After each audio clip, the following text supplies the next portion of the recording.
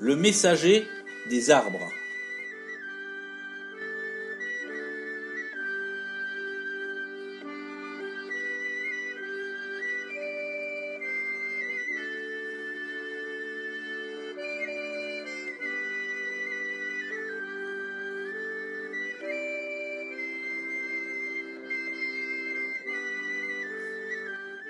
Il y a des nuits, surtout en hiver, où l'on se réveille plusieurs fois. Il faut dire que la nuit tombe vite. Elle se pointe vers 5h30, et lorsqu'il gèle dehors, et qu'en plus le vent vire, on a tendance à se réfugier près de la chaleur du poêle, dans une ambiance qui favorise les pensées à s'éparpiller au cycle des somnolences. Bien sûr, lorsqu'on se met au lit vers 19h30, on a tendance à avoir déjà absorbé sa dose de sommeil. Et la conséquence est que vers 4h du matin, on se lève, on se couvre sommairement, on enfile les chaussons, et la première des choses que l'on fait après avoir regardé l'heure sur le réveil est de regarder le feu. On remet 2 grosses bûchasses sur les braises et l'on se jette un coup d'œil par la fenêtre pour voir le temps qu'il fait. Pour cela, on éteint les lumières. S'il fait beau, on voit les étoiles. Et si on ne les voit pas, c'est que le ciel est couvert. Puis, en regardant le sol, on voit s'il pleut, s'il gèle ou s'il neige. Et puis, on se retourne dans le lit en espérant qu'il ne se soit pas trop refroidi. Ceux qui vivent en couple n'ont pas ce problème, car une personne aimée est restée chauffer le lit. Chez moi, parfois, c'est mon chien qui profite de mon déplacement à la cuisine pour s'introduire subrepticement dans la couche encore chaude. Je suis conscient que si je ne vivais pas seul, cela poserait des problèmes. Mais hélas, en attendant de trouver quelqu'un qui me supporte.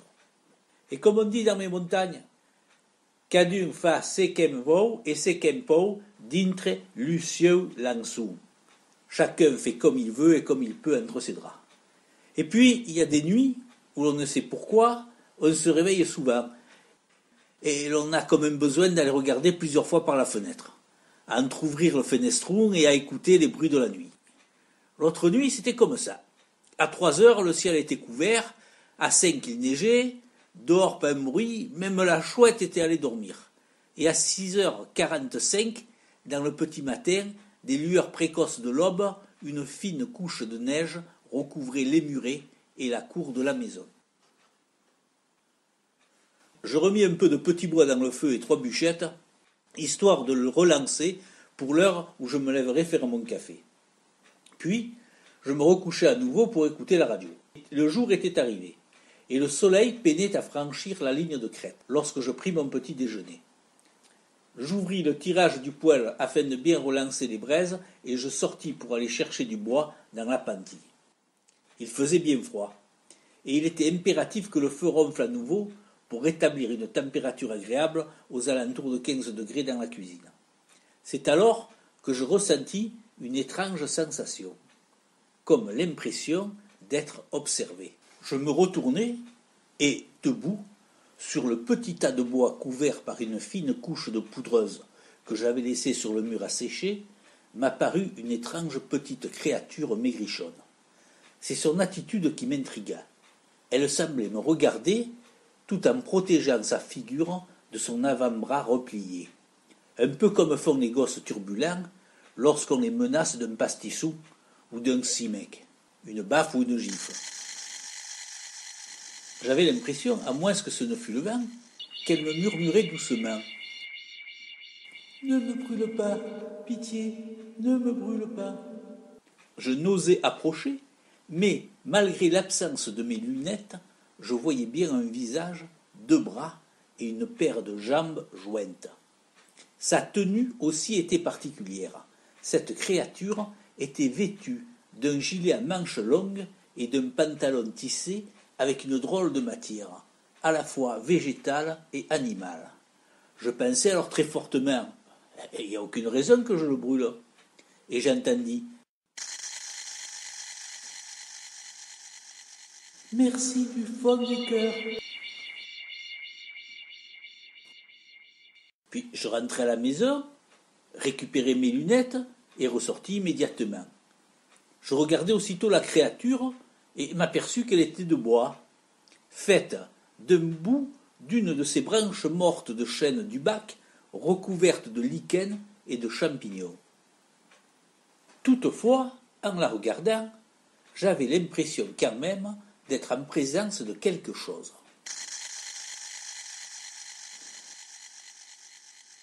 Va-t-en savoir pourquoi, je la pris dans mes mains et je l'installai sur la poutre de la hotte de la cuisine. Lorsque je m'assis à nouveau dans le fauteuil près du poêle pour allumer ma pipe, j'eus vraiment l'impression que cette étrange chose me regardait. Et cette situation se réitéra plusieurs fois dans la journée.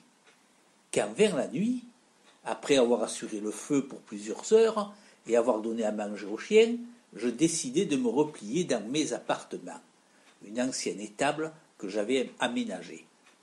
Car ce soir-là, la température de la cuisine n'arrivait plus à me réchauffer. Et de toute façon, il valait mieux économiser le bois. Cette fin d'automne, qui nous avait déjà envoyé par 3 fois la neige, laissait présager un hiver neigeux et rigoureux. Je finis donc par éteindre la lumière de la cuisine et rejoindre mon lit dans ma chambre. Une fois enfoui sous les couvertures, je pris de quoi bouquiner, tout en écoutant de la musique classique à la radio, en attendant que vienne le sommeil. Bon, je remarquai bien que le chien faisait de nombreux allers-retours entre la cuisine et la chambre, en gémissant bizarrement. Mais cela lui arrive souvent lorsque les sangliers sont en vadrouille devant la maison. C'est vers 1 heure du matin qu'une surprenante lueur filtrant au travers du rideau de ma chambre me réveilla. Étrange, me dis-je. Ce ne sera pas le feu qui se sera emballé? À moins qu'hier soir, j'ai encore oublié d'éteindre la lumière du cellier. C'était une lumière bien blanche et douce, qui variait en intensité. Qu'est-ce que cela pouvait bien être? En plus, le chien continuait à dormir paisiblement dans son panier, devant la porte de ma chambre, ce qui excluait la visite d'un intrus. Je me levai donc en caleçon long et mis mes chaussons, n'enfilant qu'une veste de laine et un blouson sur mes épaules. Une fois franchi la porte intérieure qui communique avec la cuisine, la lueur qui par moments emplissait la pièce se précisa. Elle avait pour origine la créature de bois. Je n'en menai pas large et me dis « Tu ne vois pas que tu es ramassé soit du bois irradié par le nuage de Tchernobyl, et qu'en se dégelant à la chaleur, cela aurait réactivé les radiations ?» Mais une petite voix me répondit. « N'aie crainte, Joan, je suis seulement le messager. » Je regardai alors la statuette de bois, qui n'avait pas changé de position. « C'est toi qui me parles, dis-je. »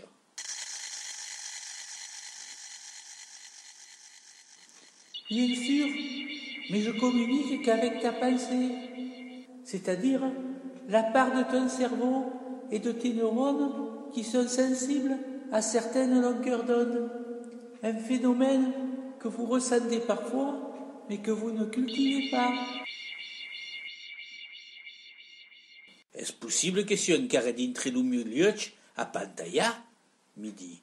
Prouva, lo miu can, est pas din lo miu gamba. Peut-être suis-je encore dans mon lit à rêver, me dis-je. La preuve, mon chien n'est pas dans mes jambes.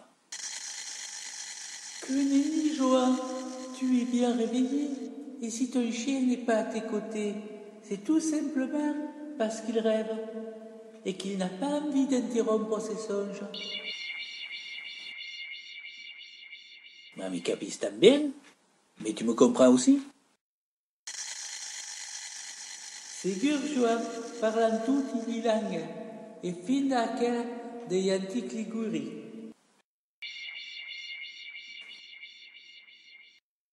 Bien sûr, Joan, nous parlons toutes les langues, y compris celles des anciens Ligures. Tu es surpris, et c'est bien compréhensible. Tes très lointains ancêtres qui vivaient en harmonie avec la nature savait communiquer avec les autres espèces issues de la création du monde. Pour certains d'entre vous, il reste quelques bribes de souvenirs de ce savoir qui ressurgit aléatoirement par période.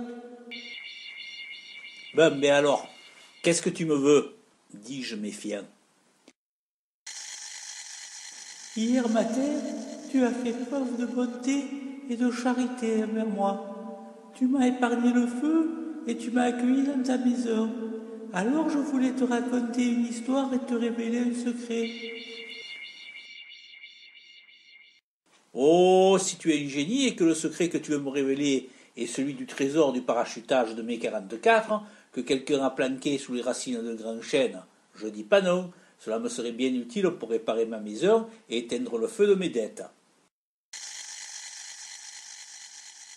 Joanne, la richesse n'est pas que dans le pouvoir de l'argent, mais écoute-moi.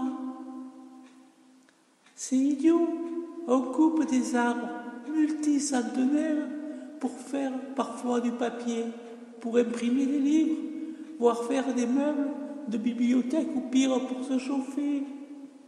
Les hommes ne s'aperçoivent pas qu'en faisant cela, ce sont des milliers d'histoires qu'ils détruisent. Ils pourraient tant apprendre en écoutant ces vieux arbres raconter l'histoire des hommes et des lieux. Car les arbres communiquent entre eux et sont capables de raconter ce qui s'est passé durant les siècles précédents. L'homme pense avoir tiré son intelligence de sa mobilité. Nous, les arbres, avons tiré la nôtre justement de notre immobilité relative. Nous sommes de la civilisation du vivant enraciné, immobile et durable.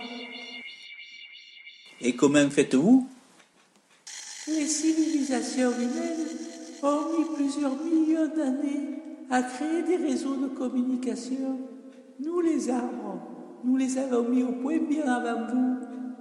Nos hautes branches sont des yeux et des antennes, nos racines, radicelles et même nos auxiliaires, les mycorhizes, remplacent vos capteurs, vos câbles et vos fibres optiques. Ainsi, un arbre qui domine une crête pourra communiquer avec un autre tapis au fond d'une vallée.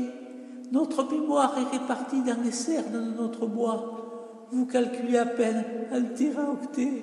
Nos capacités de mémoire s'expriment en galaxes octets. Nos grands semenciers, lorsqu'ils sentent venir leur fin, ont déjà transmis partie de leur savoir à leur descendance. Nos transmissions sont parfois interrompues par vos autoroutes ou vos surfaces stériles bétonnées, voire des fleuves ou des mers. Les animaux et les oiseaux auxquels nous fournissons le gîte et le couvert se chargent, en dispersant nos graines, de transmettre parfois d'un continent à l'autre nos connaissances.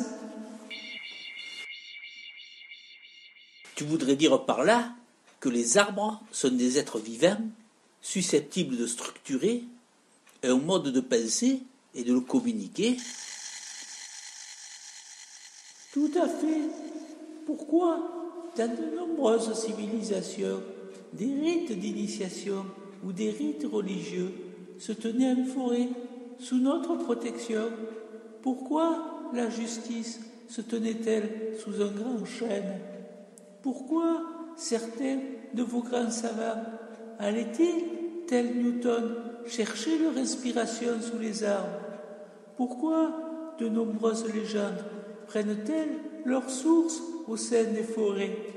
Les drames de l'humanité sont souvent issus des religions du désert, pas de la sagesse venue des tréfonds de nos sanctuaires boisés. Oui, ce n'est pas faux, mais il me faut bien du bois pour me chauffer l'hiver, et il m'arrive d'élaguer ou de sacrifier des arbres encore bien vivants. Comme il t'arrive de sacrifier des bêtes que tu as élevées, soignées et protégées. À chaque fois, tu éprouves comme des regrets, voire des remords, ce qui prouve que tu es conscient de la valeur du sacrifice. Mais mon propos n'est pas là. Il y a, en dessous de chez toi, un chemin qui descend vers l'entrée des gorges. Le long de ce chemin, il existe de très vieux chênes multiséculiers. Ces sujets remarquables et vénérables ont survécu car les anciens les respectaient, voire les vénéraient. De plus, là où ils se trouvent, ils sont difficilement abattables et transportables. Mais il se pourrait bien que dans l'avenir, certains envisagent de tracer une route qui les mettrait à portée des tronçonneuses, d'engins de débardage et de camions de transport. Car les hommes modernes ne considèrent que ce qui, à leurs yeux, possède une valeur vénale, négociable. Ils n'en ont rien à faire de la dimension magique et sacrée de ces vénérables vieillards qui ont vu défiler les siècles.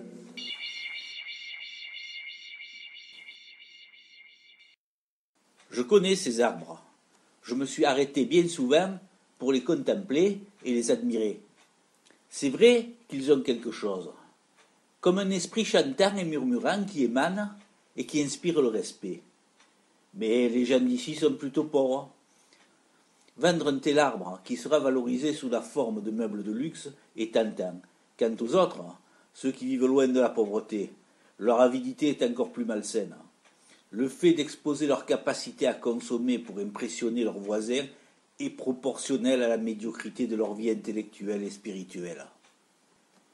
Ils ont complètement délaissé le savoir et la sage humilité de leurs ancêtres dans le domaine de l'équilibre harmonieux et durable entre leur terroir et ses ressources. Pourtant, il va falloir que tu trouves quelque chose pour leur expliquer et les convaincre de ne pas porter atteinte à ce qui constitue aussi leur patrimoine et peut-être un jour le seul trésor qu'ils pourront offrir à leurs prochains.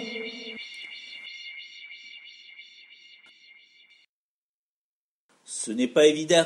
Pour certains, leurs songes n'ont plus d'intensité.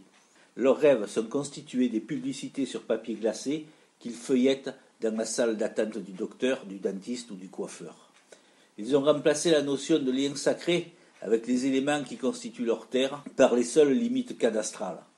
Le culte des anciens et des morts se résume le plus souvent à exhiber les plus gros pots de chrysanthèmes au cimetière du village le jour de la Toussaint. Je suis sûr qu'enfui au plus profond d'eux-mêmes, il existe encore une petite étoile qui ne demande qu'à briller à nouveau. Les peuples réduits en esclavage essayent souvent de se cacher la sensation même du souvenir du temps où ils étaient libres.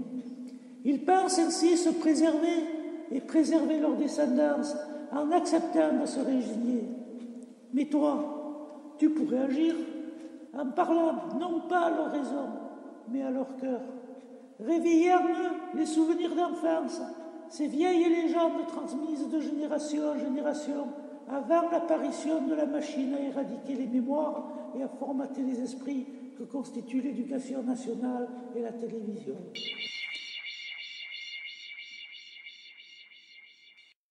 Mais de quelle manière ? En racontant des contes comme tu sais le faire, en écoutant et en écrivant les histoires que te raconteront nos véritables ancêtres. Demande à 3 couronnes, dont le nom vient des 3 loupes de ramée qu'il porte sur son tronc. Lui pourra te raconter ce que Pointe de Silex avait raconté à main de bronze, l'histoire du premier arbre qui a aperçu la première fumée d'un feu créé par l'homme. Les arbres parlent à ceux qui veulent les écouter. Puis il y a Couronne de Fer, qui conserve le souvenir des premiers troupeaux menés par les hommes, mais aussi des guerriers chevelus, qui défrichèrent la terre et édifièrent les premiers murs de pierre.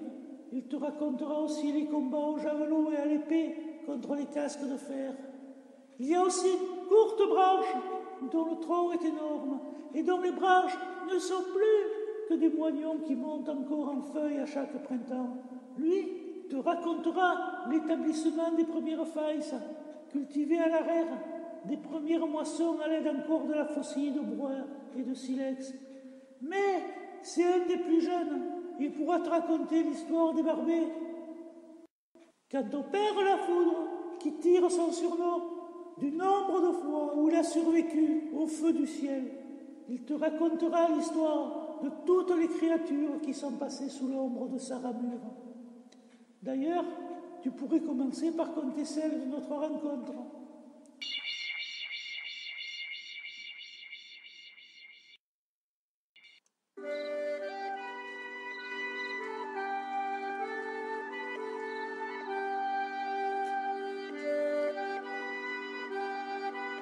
Si de quelques jours, vous passez par chez moi et que vous ne m'y trouvez pas, c'est peut-être que je suis descendu par le chemin de Cerise à la rencontre des grands chênes et qu'assis sous l'un d'eux, je note sur mon grand cahier l'histoire qui me raconte.